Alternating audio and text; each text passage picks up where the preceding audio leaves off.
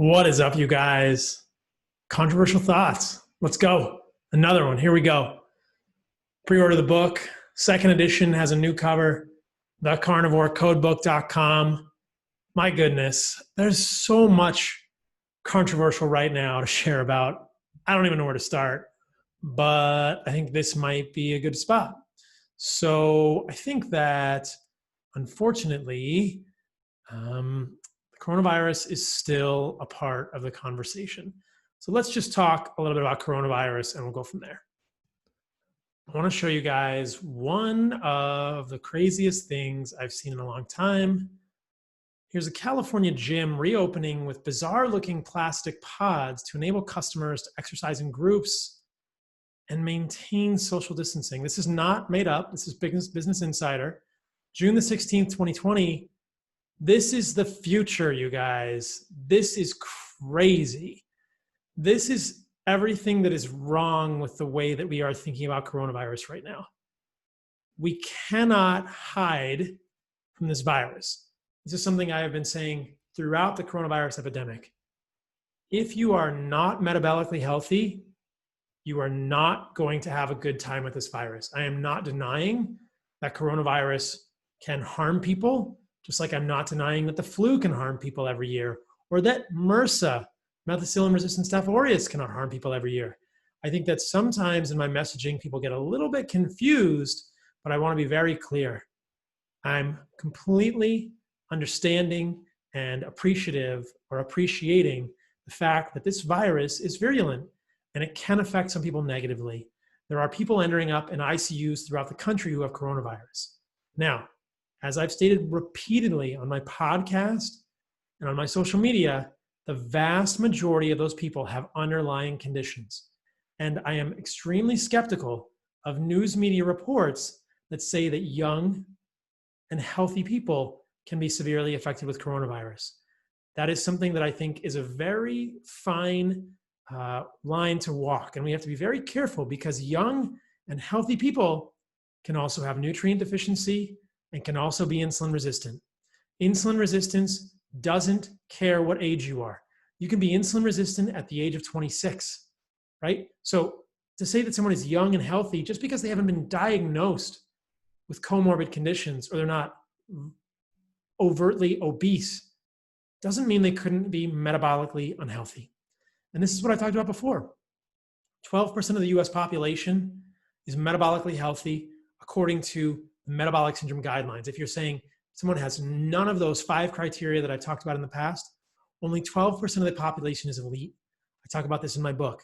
How do you want to be part of the 12% of the population who are elite, metabolically healthy? You avoid processed sugars, processed grains, processed vegetable oils, and you get nutrient-rich foods, which can be from both animal and plant kingdoms. I just happen to believe that the best place to get those nutrient-rich foods is the animal kingdom in general. But I saw a news media report today on CNN that said 16 women went to a birthday party in Florida. All of them got coronavirus. Well, they're all fine now, but they were on CNN being shamed by Chris Cuomo for going out too soon. And I'm thinking, what is he even talking about? Like, we cannot hide from coronavirus. This virus is going to be with us. It's going to circulate around the planet, and the majority of us are going to be exposed. That is the reality. And when we accept that reality, the paradigm completely changes from how can we hide from this virus forever with these absolutely crazy pods in the gym? This is not the answer. This is not the way that we hide from this virus. We don't hide from the virus in general. We face it head on. The conversation should be about changing your metabolic health. That is the key. That is the answer. And that is what is not being talked about. And that is what I am trying to share with people very closely. This is a tweet. I posted this on my Instagram on April the 19th. Here's the question. What's the difference between those who suffer greatly with COVID-19 and those who are asymptomatic or have a mild course? The data is more and more clear that it's metabolic dysfunction. Tell me again how diet doesn't matter in this pandemic. Smack my head emoji. Okay, this is what I'm talking about. There are people who are asymptomatic, people who have extremely mild courses of coronavirus, and people who are suffering greatly. I'm not denying that people are suffering greatly. What is the difference? It's not magic. It's not genetics. It's metabolic health and nutrient adequacy. I'll repeat that again. The difference between someone who has a severe course of coronavirus and someone who has an asymptomatic course or a mild course is your metabolic and nutritional health. And multiple studies have shown that over and over. This is something we cannot ignore and should be a part of the central conversation. Instead, the conversation is fear, isolate from humans forever, don't go near anyone, the virus will somehow go away, or we will shelter forever until we have a vaccine. This is just not a realistic idea. This is not the right strategy. As you guys know, I tweeted to President Trump that hydroxychloroquine was not the answer and that metabolic health was the answer. And it seems that I should also be tweeting something to Vladimir Putin, not because of any ostensible connection between those two, but because he is also extremely fearful of anyone meeting him. This video shows Putin's special disinfection tunnel that people have to walk through before meeting him. This is incredible, right? He's 67 and he is quite fearful of this virus. Now, he's probably a little more metabolically healthy than Trump, although I can't say for sure. Here's a video of the tunnel.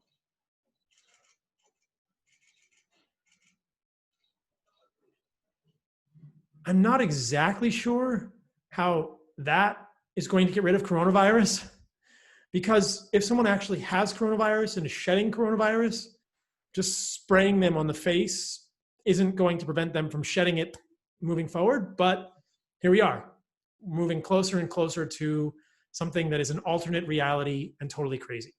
So that's the take home with regard to coronavirus. The other thing I want to share with coronavirus is the worldometer numbers. I've talked about these repeatedly, and news media reports are that cases are spiking, that we are bracing for a second wave of coronavirus, except that the daily new deaths in the United States continue to decline. This is June the 16th, and you can see there is a sinusoidal pattern here that happens every weekend in the reporting. We are still way down from where we were at the peak, 2,549 deaths, and we are continuing to decline in deaths. You can do a 7-day moving average. Doesn't that look like the FAR curve that I've shared before? So this is different between states as well. There are some states in which there are some new infections. We're also testing much more, and there are some new hospitalizations, but there are many states in which there are not rising cases of infections and not rising hospitalizations at all. So is the media telling us about that? Not really. Not really. Here's an interesting graphic that I've also found. One of my friends sent this to me. COVID-19 daily positivity rate in New York State. Look at the number of tests that are being done now. This is June the 11th. It's massively higher than it was in the past, but the daily positivity rate in New York, way down, which suggests that that population has essentially achieved herd immunity at this point. Now, everyone wants to talk about herd immunity, whether we're going to get there, whether we're not. I think we're going to get there, whether we like it or not. We will get to herd immunity, whether we like it or not. As I've talked about in the past, lockdowns do not change the course of disinfection. Talk of repeated lockdowns is foolish in my opinion. It didn't change the curve the first time. It won't change it the second time. We can't hide from this virus forever. The way to do it is just to face it, to live your life, and to understand that your metabolic health and your nutrient adequacy is everything with this illness and with every other single illness. So one of the things that's so interesting to me is that people with diabetes are not being told this. And even people with diabetes, type 2 predominantly, have so much difficulty in changing their actual lifestyle. They can't change the foods they eat. And type 2 diabetics are not given continuous glucose monitors, which I think is a travesty. Insurance should pay for type 2 diabetics to get continuous glucose monitors. Every type 2 diabetic, everyone with metabolic syndrome, everyone with prediabetes should have a continuous glucose monitor, without a doubt. This is how we change behavior, real-time data. As you guys know, I did a podcast with the folks from NutriSense. I wore a CGM for a month. I shared all my data. If you want to hear that one, you can go to my podcast, Fundamental Health. This is the NutriSense website. I really appreciate these guys. I think they're awesome and doing good work. You can get a CGM directly to you, and this will change the way that you eat. I guarantee it. I'm getting one of these for my dad. I'm so excited about this because I think it's going to help him make changes. It's so hard for us to make changes in the way we eat without seeing real-time data. I also love this little thing on their website. I just want to highlight this. This cardiologist of 16 years thought that practicing a vegan diet was the key to health. She was pre-diabetic. Imagine that. Plant-based diets do not prevent diabetes. Carnivore diets do not cause diabetes either, as I showed. And as you'll see in my CGM episode, I wore this continuous glucose monitor for a month. I did not become insulin resistant eating honey every single day. Listen to the podcast I did yesterday that I released with Al Dannenberg for more about honey.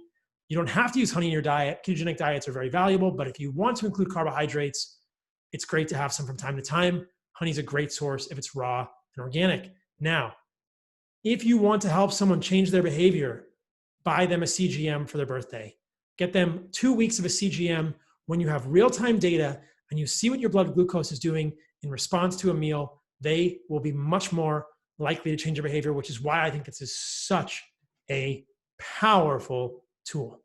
I want to show you guys a great clip from Rogan's episode recently.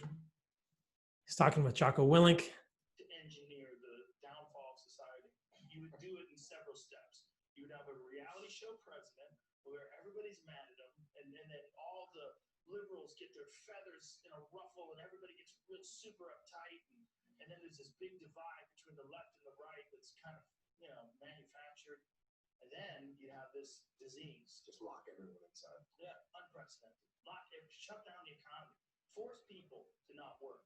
So if your business falls apart, you could be the most hardworking, diligent, disciplined person who's always at work an hour early, always has your I's dotted, your T's crossed, and you still go broke. You're still fucked. And then you have this George Floyd thing. And then, boom, it just ignites the power game. The other thing that you have to wrap around all this is the social media, which is, I'm only going to post things that are just going to completely make everyone that sees whatever I'm posting emotional and filled with rage. Whether you're on the left or you're on the right, my goal is to enrage people. I love what Jocko says here. It's not social media anymore. It's emotional media. If you don't think that there are people out there trying to divide us all and make us all argue with each other and angry at each other, I would advise you to look more deeply into the way that there are some nefarious dealings and people and trolls and people trying to piss us all off. One of the things that I'm most interested in right now is just sharing with people how much that's happening and encouraging us all to come together rather than be torn apart. Whether we're torn apart with regard to diet, whether we're torn apart with regard to coronavirus, whether we're torn apart with regard to racial relations, this is a powder keg of a time. It is emotional media. It is crazy right now how much virtue signaling is actually happening. And I posted this on social media today, that the true pandemics right now are metabolic dysfunction, which we talked about, and virtue signaling. And I think this is true, that there is so much happening right now around coronavirus that is virtue signaling. There was so much happening previously around plant-based diets that was virtue signaling. And controversially, I will say that there's a lot happening in the racial movement that is virtue signaling. Rob Wolf posted a comment on my Instagram today saying that a paleo advocate would not promote his book, Sacred Cow, because Rob was not doing enough to support racial inequalities. That's ridiculous. Like, so many people in my community are completely blind to color. We have friends of all colors. We're not racist at all. And yet, why should we be programmed and told to only talk about that right now? My platform is mostly medical and metabolic dysfunction. Like, I've been talking about things which are racial related, but I just think there's so much virtue signaling going on in all of these things. And that's not the way we're going to solve this. Clearly, there have been inequalities in the way that police have treated certain nationalities. Absolutely. But like, anyway, I think there's virtue signaling happening everywhere, and we should be very careful. There's a lot of emotional media happening right now. And someone actually posted this on my Instagram, which I want to talk about for a moment. This comment goes back to the stuff I was talking about with coronavirus. And the comment was that because I am not working in an ICU, I am not understanding people dying from coronavirus. And I thought, okay, let me just address this. Someone actually said, you're not peddling the truth. You're not on the front lines. You're not working in an ICU. And so I talked about this a little bit at the beginning of the Controversial Thoughts video. I don't have to be working in an ICU right now. I can see the data. I can see the epidemiology. What's happening in an ICU is undeniable. It's tragic. And I hope that none of you have anyone in your family that has suffered greatly from coronavirus. And it's anecdote. And we know that what's happening in one ICU to a diabetic or someone who is sick is not necessarily representative of the population. So this is just the point that I want to put back out to those people who are listening to my stuff and hearing me talk about coronavirus and are thinking, I know there are people who are dying from coronavirus in ICUs. I'm not denying that. But how healthy are they? I really think that if we looked critically at those who are young and healthy and suffering greatly with coronavirus, we would find that they have underlying nutritional deficiencies. Maybe they're eating a plant-based diet. Maybe they just don't have enough other good organ meats or animal foods in their diet, or maybe they are overtraining and exercising, or maybe they drink too much. Who knows? And that those people are metabolically unwell. I'm not denying people are suffering in ICUs. But what I'm saying is that as a whole, this disease is harming those who are metabolically unhealthy the most. And so the conversation is, how do you become metabolically healthy? We can't hide from this virus, so you better understand how to face it. And that's not as hard as we think it is. So that's all for tonight, you guys. Controversial thoughts. I like doing these. Sometimes I just have stuff that I have to get off my chest. I have to do a little mini podcast. Check out this week's full podcast with my buddy Al Dannenberg. It's a good one. Talking about cancer and meat. Check out my book, pre-order, second edition, The Carnivore Code, thecarnivorecodebook.com. And get someone you care about a CGM. If they're not changing their behavior, show them what their blood sugar looks like in real time, nutrisense.io. Check that out. Check out the CGM episode at Fundamental Health, which is my podcast. Stay radical, you guys. Don't let emotional media divide you against people that you care about. Share ideas. That's what it's about. But understand that virtue signaling is out there, and that what we're all really just going for is to come together as people rather than be separated. All right? Love you all. Talk to you soon.